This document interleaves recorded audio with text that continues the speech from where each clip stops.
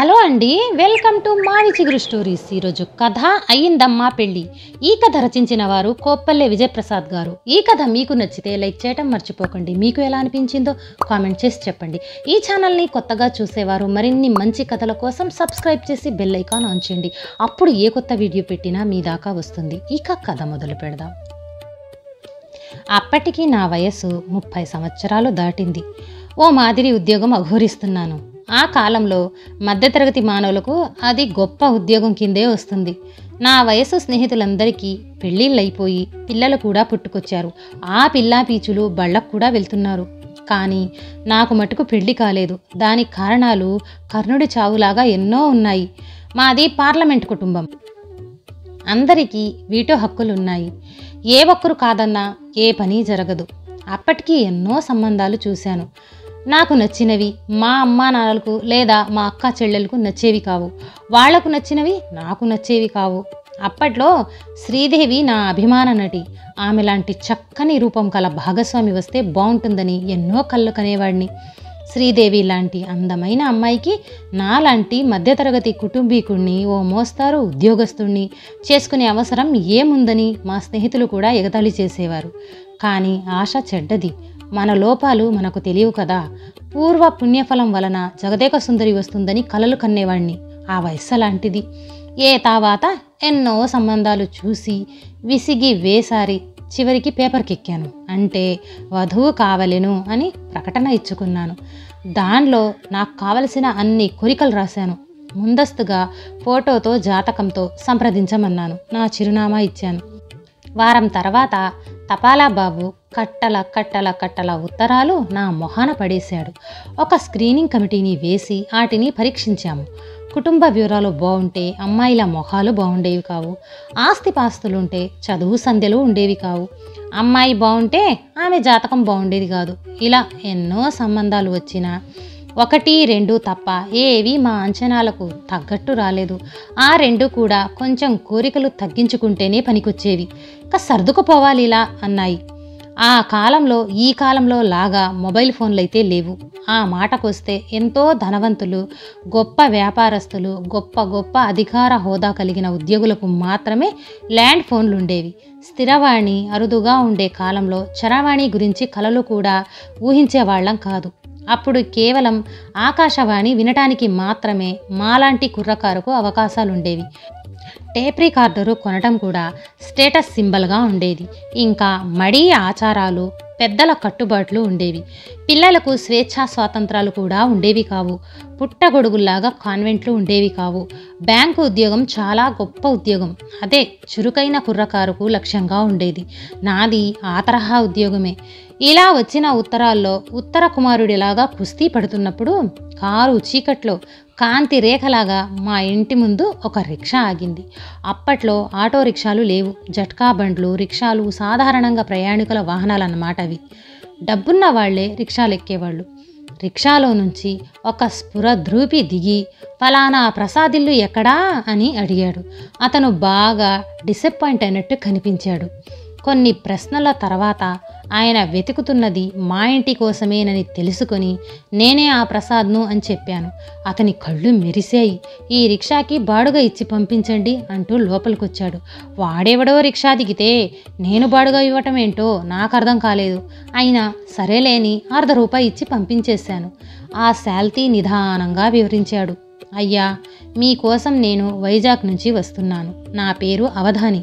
ఫలానా పేపర్లో ప్రకటన ఇచ్చింది మీరే కదా అంటూ మేమిచ్చిన యాడ్ చూపించాడు. అవునని ఒప్పుకున్నాం. తప్పదు కదా మరి. అయ్యా, మీకోసం కష్టపడి 20 గంటలు ప్రయాణం చేసి వచ్చాను. ఫస్ట్ క్లాస్ రైల్లో వచ్చాను కాబట్టి నా ఒళ్ళు హూనం కాలేదు. కానీ నా దురదృష్టం, రైల్లో నా పర్సు ఎవరో కొట్టేశారు. ఆయాసపడుతూ చెప్పాడు విచారంగా ముఖం పెట్టి. అయ్యో, ఎంతుందండి అందులో? మా నాన్నగారు కంగారు పడ్డారు.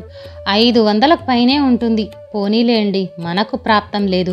మిమ్మల్ని చూసి ఈ చుట్టుపక్కల పుణ్యక్షేత్రాలు దర్శించాలని పెట్టుకొచ్చాను నిట్టూరుస్తూ చెప్పాడు. ఆ కాలంలో 500 అంటే చాలా పెద్ద మొత్తం కింద లెక్క. ఇంతకు తమరొచ్చిన పని సెలవివ్వలేదు? కాఫీ కప్పు అందిస్తూ మా అమ్మగారు అడిగారు. మా ఊళ్ళో కరణం కామేశ్వరరావు గారు మీరిచ్చిన ప్రకటన చూశారు. ఆయనకి పెళ్లి కాని పిల్లలు 3 పెద్దమ్మాయి మీ వాడికి అన్ని విధాలా యోగ్యురాలుగా కనిపిస్తుంది. ఈ సంబంధం మాట్లాడి రమ్మని, మీ గురించి వాకబు చేసి రమ్మని కామేశ్వరరావు గారు పంపితే వచ్చాను. నాకు పరమానందం కలిగింది అవధాని మాటలు వింటుంటే. అన్నట్లు ఆ కాలంలో ఈ కాలంలో లాగా లాడ్జీలు అంతగా లేవు. ఆ కల్చర్ కూడా లేదు. ఎంతమంది అతిథులు వచ్చినా అవతలి వారి ఇల్లు ఎంత చిన్నదైనా అందులోనే సర్దుకునేవారు. సరే, చాలా దూరం నుంచి వచ్చారు, ముందుగా మీరు స్నానం చేసి ప్రయాణిక బడలిక తీర్చుకోండి, అన్నం తిన్న తర్వాత మాట్లాడుకుందాం అంటూ నాన్నగారు పనుల నిమిత్తం బయటికెళ్ళారు. ఆ రోజు ఆదివారమైంది. నేను వరుణ్ణి కనుక ఎక్కువగా ఆసక్తి చూపించకూడదని బింకంగా కూర్చుండిపోయాను. అసలే పెళ్లి కాని ప్రసాద్ అని నా మిత్రులు ఆట పట్టిస్తూ ఉంటారు. ఓ 2 గంటల తర్వాత అతను స్నానం చేసి సంధ్యావందనం చేసుకుని భోజనం చేసిన తర్వాత సంచిలో నుంచి ఒక కవర్ బయటికి తీశాడు. కవర్లో నుంచి ఒక పాస్పోర్టు ఫోటో, ఇంకో పెద్ద ఫోటో తీశాడు. ముందు మా అమ్మకిచ్చాడు. ఆమె చూసి మా నాన్నకిచ్చింది. ఆయన మా అక్కకిచ్చాడు. ఆమె మా చెల్లికిచ్చింది. ఆమె చూసి నాకిచ్చింది. ఫోటో చూడగానే బమ్మెరపోతనలాగా దిమ్మె తిరిగిపోయాను. అమ్మాయి సినిమా నాయకిలా చాలా చక్కగా ఉంది. ఏ వంక లేని నెలవంకలాగా చూపరులను వంకర్లు తిరిగేటట్లు చేస్తుంది. ఇక నేనెంత? పేరు రాధ. ఆయనకి 100 ఎకరాల సుక్షేత్ర మాగాణి ఉంది. 3 ఆడపిల్లలే. ఆయన తదంతరం ఆస్తి ఆడపిల్లలకే దక్కేది. మరి కట్నం ఎంతిస్తారు? మా నాన్నగారి ప్రశ్న. మధ్యతరగతి మనస్తత్వం. బంగారం ఎంత పెడతారు? మా అమ్మ అనుమానం. మరి నలుగురిలో గొప్పగా ఉండాలి కదా. ఏమన్నా చదువుకుందా? మా అక్క అడిగింది. తనకెందుకో. ఛీ, వంట గింట పని పాటొచ్చా? మా చెల్లెలు చొప్పదండు ప్రశ్న. నాకు చిర్రొత్తుకొచ్చింది. ఈ సిరి సంపదలు శాశ్వతాలా? 24 క్యారెట్ల బంగారం లాంటి అమ్మాయి మనింటికి వస్తుంటే ఇవన్నీ ఆలోచించాలా?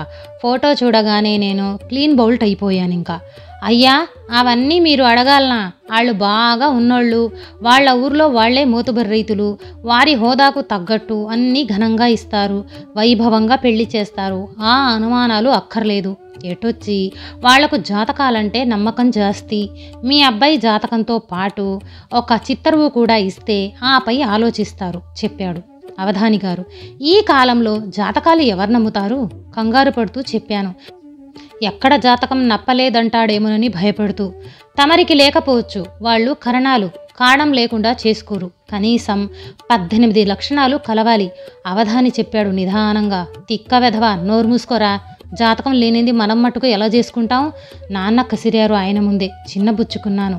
దాందేముంది లేండి, జాతకం కుదరకపోతే మాకు ఈ సంబంధం వద్దు. రేపు కాపురం బాగుండాలి కదా, మాకు వచ్చి రావాలి అమ్మ చెప్పింది. జాతకం పట్టి సగం అమ్మాయి గుణగణాలు చెప్పొచ్చు అక్క చెప్పింది.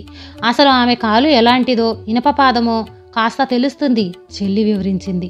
నాకు చాలా కోపం వచ్చేసింది. ఎద్దులాంటి మొగాడికి పెళ్లి చేయాలన్న ధ్యాస వీళ్ళకి లేదు. జరుగుతాయో జరగవో తెలియని జాతకాల గురించి చర్చిస్తున్నారు చదువుకున్న మూర్ఖులు. ఛ! అవధాని గారు, అమ్మాయి జాతకం తెస్తే నాకివ్వండి, చిటికెలో కుదురుతుందో లేదో చెప్పేస్తాను అంటూ లోపలికి పోయి పంచాంగం పట్టుకొచ్చాను. ఆదుర్ద ఆపుకోలేక అదురుతున్న గుండెలతో ఆమె జాతకం పట్టుకుని పంచాంగంలోని కొన్ని పేజీలు తిరగవేశాను. అమ్మయ్యా అమ్మయ్యా, కుదిరింది. చచ్చినట్టు జాతకం కుదిరింది. పెద్ద అడ్డంకి అధిగమించాను. ఆ అడ్డంకి తొలగిన తర్వాత అవధాని అమ్మాయి వినయ విధేతలను వర్ణించి చెప్పాడు. నాకైతే స్వర్గంలోకి అడుగు పెడుతున్నట్లు అనిపించింది. అయ్యో, వారు కామేశ్వరరావు గారు స్వయంగా వస్తే బాగుండేదే అమ్మ చెప్పింది ఆ మాటలు విని ఆనందపడుతూ. వచ్చేవారే, జమాబందీ ఉన్నదట. తనకు తీరిక కావటానికి ఇంకో 10 రోజులు పడుతుందంట. ఈలోగా నన్ను పంపించారు చూసి రమ్మని ఖర్చులిచ్చి. అవధాని మా దగ్గరుండి నా ఫోటో, జాతకం వివరాలు తీసుకున్నాడు. మంత్రాలయం దర్శించి వెళ్తాను. తర్వాత ఎలాగో మీ పెళ్ళైన తర్వాత అడపా రావాలి కనుక అప్పుడు మిగతా క్షేత్రాలు దర్శించుకుంటాను అవధాని చెప్పాడు నా మనస్సు తీయగా. అవధాని గారు, అమ్మాయిని చూడటానికి మేమెప్పుడు రావాలి? ఇప్పుడు మీ వెంట రమ్మంటారా? నేను ఆతృతగా అడిగాను. నా సిగ్గులేని తనానికి మిగిలిన 4 కోపంగా చూశారు నా వంక. వద్దు బాబు వద్దు, కరణం గారు జాతకాలు చూసుకొని వాళ్ళ పెద్దలతో చర్చించిన తర్వాత ఉత్తరం రాస్తాను. అప్పుడు మీరందరూ కారులో రండి. అబ్బో, కారంటే మాటలా, బోల్డ్ ఖర్చు. నాన్నగారు భయపడ్డారు. మీకేం నొప్పి, అదంతా కరణం గారు భరిస్తారు, మీరొస్తే చాలు. దాంతో మా మొహాలు వికసించాయి. వచ్చిన పని అయ్యింది. అవధాని వెళ్ళటానికి సిద్ధమయ్యాడు. వెళ్ళొస్తా అంటున్నాడు కానీ ఆసనంలో నుంచి లేవటం లేదు. అటూ ఇటూ చూస్తున్నాడు. అమ్మ ఇంకోసారి కాఫీ కూడా ఇచ్చింది. ఇక పోయిరమ్మని. రిక్షా పిలవమంటారా అని అడిగాను. చివరికి అవధాని మొహం వాటం విడిచి బయటపడ్డాడు. అయ్యా, మీకు ముందే మనవి చేశాను. నేను వస్తుంటే రైల్లో నా పర్సు కొట్టేశారు. నా దగ్గర చిల్లి కానీ లేదు. తిరుగు ప్రయాణానికి ఖర్చులిప్పిస్తే అని నసిగాడు. మేం మొహాలు చూసుకున్నాం. నాన్నగారి కోపం వచ్చింది. పెళ్లి కాకుండానే ఖర్చులంటే ఎలాగండి? అయ్యా, తమరు ఊరికే ఇవ్వొద్దు. మీరిస్తే ఊరికి పోగానే నేను మీకు టీఎంఓ చేస్తాను అని వినయంగా చెప్పాడు. ఓ 50 రూపాయలు ఇమ్మంటారా? నాన్న విసుగ్గా అడిగాడు, రైలు ఖర్చులు లెక్క పెట్టుకుని. డబ్బు విషయంలో ఆయన మహాగడసరి. కరణం గారి హోదాకు మీ హోదాకు తగ్గట్టు నేను ఫస్ట్ క్లాస్లోనే ప్రయాణం చేయాలి. ఈ థర్డ్ క్లాస్ ప్రయాణాలు నా వంటికి సరిపడవు. ఓ 500 ఉంటే సర్దంటి. ఊరికి పోగానే పంపుతాను అవధాని చెప్పాడు. నవ్వుతూ నాన్న ధూమ్ ధామ్ అంటూ లోపలికెళ్ళాడు. నేను వెళ్ళాను. వాడొట్టి మోసగాళ్లాగున్నాడ్రా. అంత డబ్బు మనమెందుకు ఇవ్వాలి? నాన్న ఎంతటి వారికైనా కష్టం రావచ్చు. బాగా బతికినట్లున్నాడు. ఓ 200 ఇవ్వండి. ఎలాగో ఏమో చేస్తాను అని అంటున్నాడు కదా అని సర్ది చెప్పా. కాసేపటికి ఓ 200 ఆయన చేతికిచ్చి సాగనంపాము. నాన్న మా అడ్రస్ ఇచ్చి ఎంఓ ఫారం కూడా పూర్తి చేసి ఇచ్చారు. వెళ్ళగానే పంపమని డబ్బులు. మా ప్రయాణానికి కూడా సిద్ధంగా ఉండమని చెప్పి మరీ వెళ్ళాడు ఆ అవధాని. నేను కలల్లో విహరిస్తూ కాలం గడిపాను. గర్వంగా కాలర్ ఎగరేస్తూ తిరిగాను.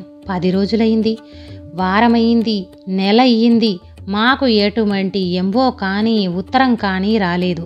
అతనిచ్చిన కామేశ్వరరావు గారి అడ్రస్సుకు పోస్టు చేసిన లెటర్ తిరిగొచ్చింది. అటువంటి వ్యక్తి లేడని, ఆ కాలంలో 200 అంటే చాలా ఖరీదైన సొమ్ము. కొంత బంగారం వచ్చేది. అందరం చదువుకున్న వాళ్ళం, తెలివిగల వాళ్ళమన్న ఆత్మవిశ్వాసంతో బ్రతికేవాళ్ళం.